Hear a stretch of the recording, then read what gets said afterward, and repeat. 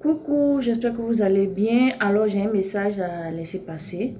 Est-ce que vous savez que dans les normes, pour être dans la justice, les métiers de la justice et les métiers qui ont un rapport avec, qui sont en rapport avec la médecine, normalement, ça devait être des initiés.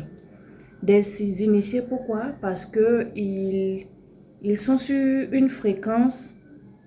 Ils sont dans une fréquence dans laquelle ils sont connectés à leur âme.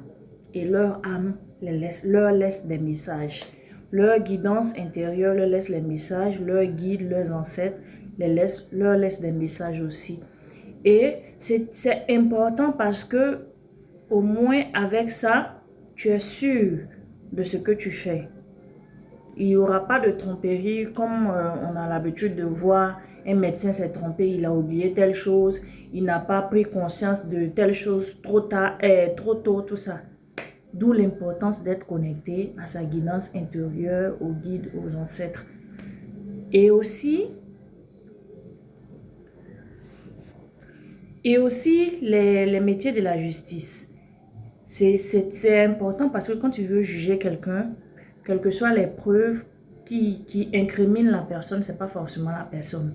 Alors que si tu étais connecté à ta guidance intérieure, si tu étais connecté à tes ancêtres, à tes guides, tu allais voir la vision globale et la vision subtile des choses. Et ton jugement allait être un jugement clair et sans défaut.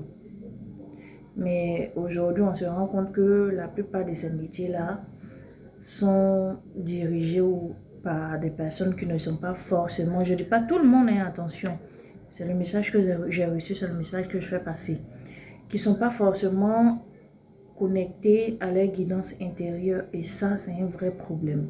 C'est un problème très sérieux et c'est dommage. C'est vraiment, vraiment dommage.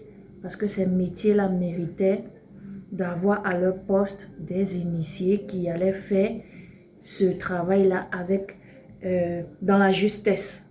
Voilà, c'est le mot que je cherchais, en étant juste, en étant vrai.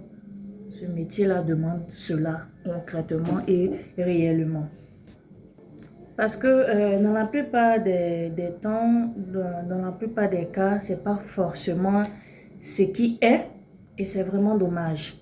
Moi, j'ai compris aujourd'hui, même dans la religion musulmane ou dans la religion chrétienne, j'ai compris des mots qui sont, bon, le Coran, je ne maîtrise pas vraiment, mais dans la Bible, il y a un passage c'est en m'initiant que j'ai compris que nul ne peut venir au Père sans passer par moi.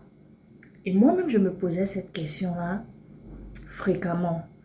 Et j'ai reçu la réponse, la véritable réponse quand j'ai fait l'initiation. Nul ne peut venir au Père sans passer par moi. Moi, le moi dont il est question, c'est ta guidance intérieure, c'est ton âme. C'est l'âme qui te parle, c'est l'âme qui te guide.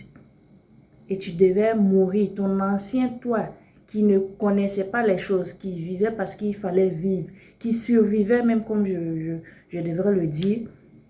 Il faut que cet ancien moi-là meure pour que le nouveau moi soit. Ton ancien toi meurt et tu te connectes à la fréquence de ton âme. Et cette connexion, cet état dans lequel tu devais être pour te connecter à ton moi, c'est l'état christique.